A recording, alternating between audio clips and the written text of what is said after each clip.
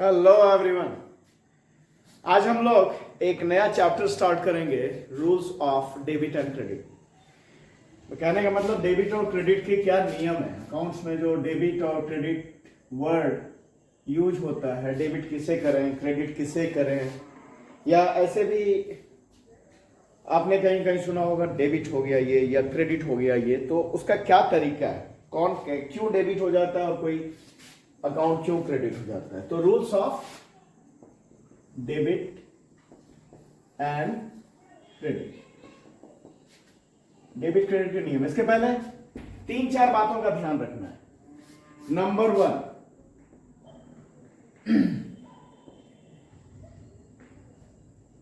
every transaction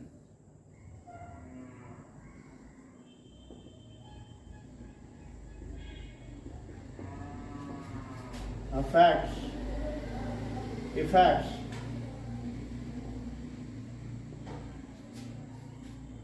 at least two accounts. Every transaction affects at least two accounts. दूसरी बात, at least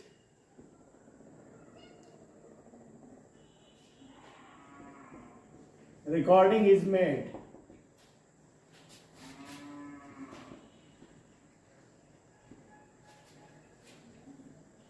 in in two accounts.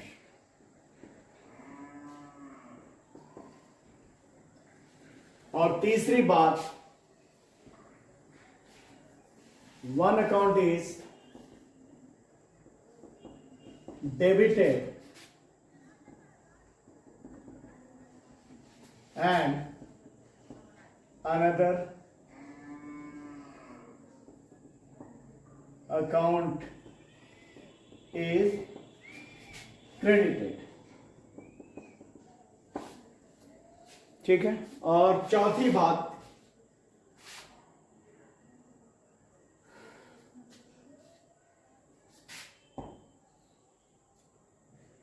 Debit and credit amount must be equal. तो ये 4 बात का ध्यान रखना है। पहला कि हर एक ट्रांजैक्शन कम से कम, ये तो हमने अकाउंटिंग इक्वेशन में भी इस पर डिस्कस किया था कि कम से कम 2, हर एक ट्रांजैक्शन भी हमने, ट्रांजैक्शन वर्ड जो है इसका मतलब हमने बेसिक अकाउंटिंग टर्म्स में समझा था। बिजनेस जो भी सारे लेन देन होते हैं जो फाइनेंशियल पोजीशन को इफेक्ट करते हैं वो ट्रांजैक्शंस होते हैं। खरीदना, गुड्स परचेज करना, गुड्स सेल करना, एक्सपेंस पे करना, कोई इनकम हो जाना, कुछ भी, कोई भी एक्टिविटी जो फाइनेंशियल पोजीशन को इफेक्ट करता है उसे ट्रांजैक्शन कहते हैं। और दूसरा बात, अकाउंटिंग इक्वेशन में हमने देखा था कि कोई भी ट्रांजैक्शन हो बिजनेस का, वो कम से कम 2 खाते को प्रभावित करेगा। तो पहला ये हो गया, every transaction affects at least 2 account. दूसरी बात, at least recording is made in 2 account. कम से कम 2 खाते में, 2 अकाउंट में रिकॉर्डिंग एंट्री करना होता है, जिसमें से 1 अकाउंट इज डेबिटेड, जिसमें से एक को डेबिट और दूसरे को अनदर अकाउंट इज क्रेडिटेड, जिसमें से अब एक अकाउंट को डेबिट किया जाता है, दूसरे को क्रेडिट किया जाता है। और चौथी बात, debit and credit amount must be equal. जो डेबिट हुआ और जो क्रेडिट हुआ उस ट्रांजैक्शन में, दोनों का जो अमाउंट होगा वो एक बराबर होगा। तो ये है। अब है कि डेबिट क्रेडिट का नियम समझने के पहले, डेबिट क्रेडिट का नियम समझने के पहले हमें अकाउंट्स को हम लोगों ने बेसिक अकाउंटिंग टर्म्स में पढ़ा था। खाता, अकाउंट्स क्या होता है? अकाउंट्स वो जगह है जहां एक तरह के ट्रांजैक्शन को एक ही जगह लिखा जाता है। जैसे सपोज परचेज से रिलेटेड है तो उसका अलग अकाउंट, सेल से रिलेटेड है तो उसका अलग अकाउंट, कोई एक्सपेंस से रिलेटेड है तो उसका अलग अकाउंट, ये अलग अलग अकाउंट बनाए जाते हैं। तो उनका क्लासिफिकेशन पहले समझना होगा, तब जाकर हमें डेबिट और क्रेडिट का नियम समझ में आएगा। तो क्लासिफिकेशन के 2 अप्रोच हैं। पहला है there are two approach of classification of account. पहला जो चलता आ रहा है पुराने समय से, ट्रेडिशनल अप्रोच।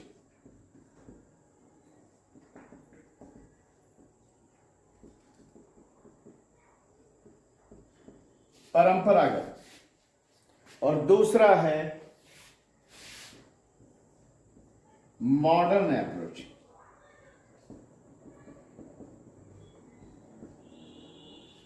जिसे अमेरिकन अप्रोच भी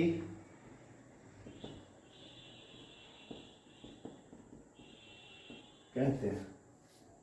दो अप्रोच से अकाउंट का वर्गीकरण को क्लासिफाई किया जाता है। पहला है ट्रेडिशनल अप्रोच, पुराना जो तरीका है, पुराना जो पद्धति है, और दूसरा मॉडर्न अप्रोच या अमेरिकन अप्रोच। तो पहले हम लोग ट्रेडिशनल अप्रोच को समझते हैं। ट्रेडिशनल अप्रोच के हिसाब से अकाउंट को दो भागों में बांटा गया है। ट्रेडिशनल अप्रोच, परंपरागत विधि तरीका, उसके हिसाब से अकाउंट को दो भाग में बांटा गया। पहला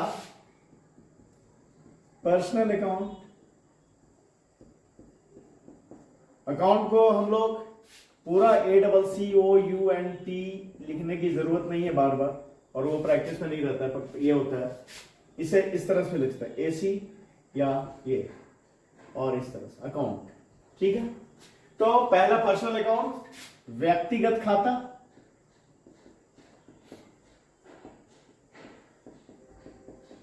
और दूसरा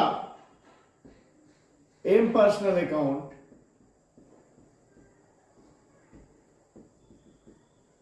इसे हिंदी में अव्यक्तिगत खाता कहते हैं। ठीक है। तो ये जो पर्सनल अकाउंट है, पर्सनल अकाउंट क्या है कि किसी भी company, organisation, firm, institution, person, किसी के नाम का खाता, वो पर्सनल अकाउंट है।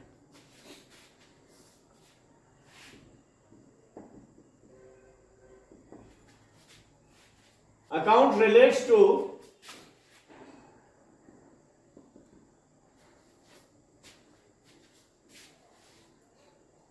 name of. Accounts relates to name of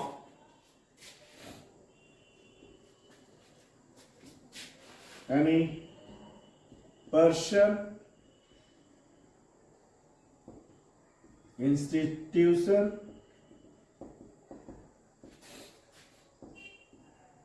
company, firm, organisation,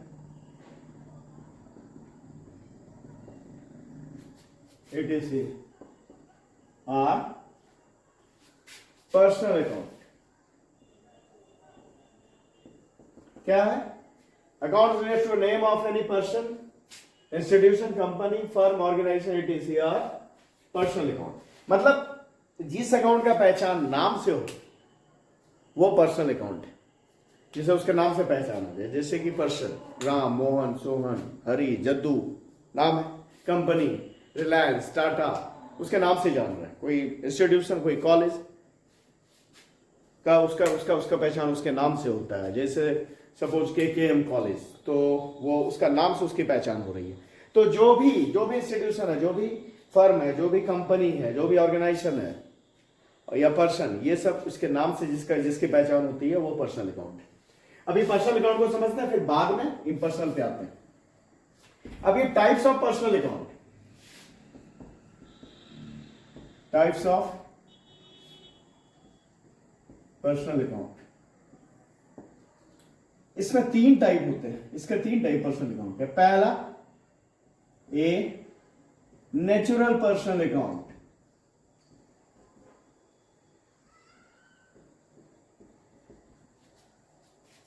for example,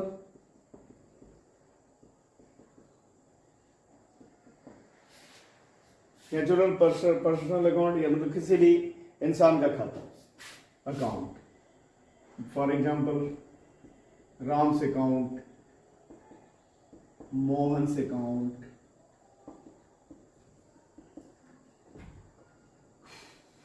Shalini's account, etc..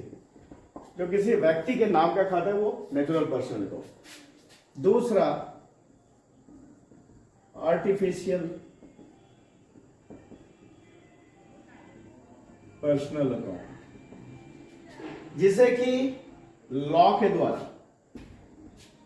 लोगों के द्वारा बनाया गया और जो उसकी अपनी एक अलग पहचान है, वो आर्टिफिशियल पर्सनल अकाउंट है। जैसे Reliance company, Tata Motors, KKM college, ये कोई एक कॉलेज का नाम हो गया, ईटीसी। ये क्या है? Artificial personal account. और तीसरा representative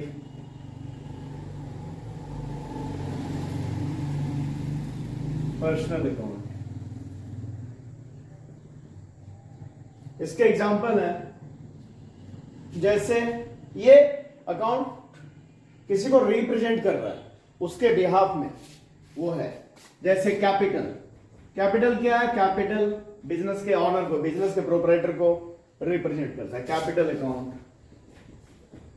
outstanding salaries account, it is. तो ये तीन टाइप के अकाउंट हुए, पर्सनल अकाउंट के तीन टाइप। इसके आगे देखते हैं, अब हम लोग आते हैं इम्पर्सनल अकाउंट पे। इसे नोट डाउन कर लेंगे आप लोग।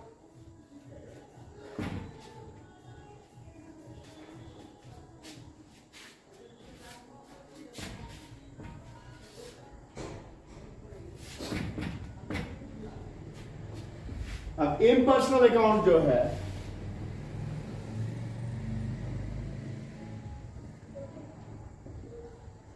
उसके दो तरह के। पहला रियल अकाउंट, दूसरा नॉमिनल अकाउंट। रियल अकाउंट क्या है? सभी assets, all types of assets are real account.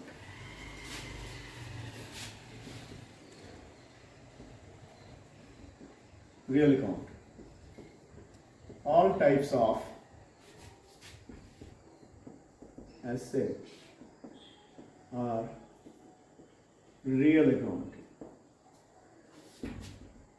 whether it is visible or invisible, whether it is tangible or intangible, चाहे वो दृश्य है या अदृश्य संपत्ति, चाहे वो मूर्त संपत्ति है या अमूर्त संपत्ति है, सभी संपत्ति वो रियल अकाउंट। इसके example, for example cash, bank, stock, debtors, building, plant, machinery, goodwill. Goodwill invisible हो जा रहा है, बाकी मशीनरी, प्लांट, कैश, बैंक, ये सब विजिबल है, टेंजिबल है। Goodwill intangible asset. तो जो भी एसेट है, टेंजिबल हो या इंटेंजिबल हो, सारे एसेट, पेटेंट, कॉपीराइट, etc, ये सभी हमारे रियल अकाउंट, जितने भी सारे एसेट हैं वो रियल अकाउंट। अब इसके बाद हम देखते हैं nominal account.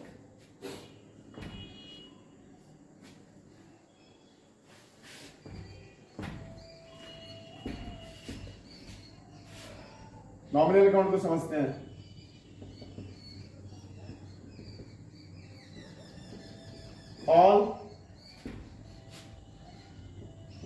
all types of expenses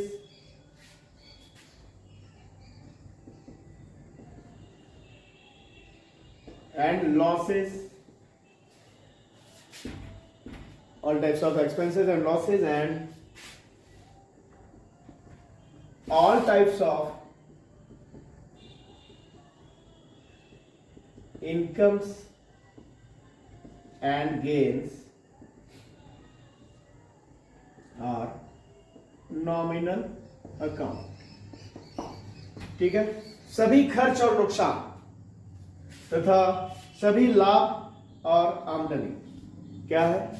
nominal account. जितने भी खर्च है नुकसान है वो, और जितने भी लाभ है आमदनी है वो, सभी नॉमिनल अकाउंट है। इसका एग्जांपल है, for example salaries, rent, interest, commission,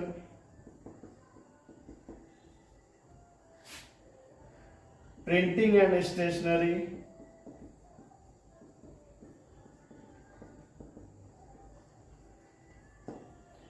conveyance expenses,